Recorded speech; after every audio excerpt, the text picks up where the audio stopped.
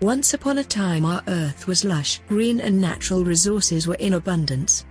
With the rise and expansion of human race, we are witnessing depletion of green cover. 7 million trees are cut every day. In the last 95 years, we have lost 40% of our forests. What once was a green forest is now a concrete jungle. With the rise in human population we foresee more damages. We were concerned, and that provoked us to imagine a modest alternative, to replenish the green cover. A future where we can grow greens in the middle of a concrete jungle. Where every home will be able to grow its own food. In 2016, we introduced Green Factor GROVIA, a first-of-its-kind soil-less gardening system for indoors.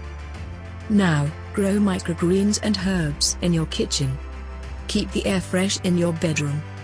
Grow vegetables in your utility area. And grow plants in your living room. After years of research and innovation, we successfully replicated the natural lighting spectrum required for plants to thrive. Through a new lighting system. To be sustainable, we engineered our system to recycle and consume less water. Our systems seamlessly fit into urban houses, constrained for space.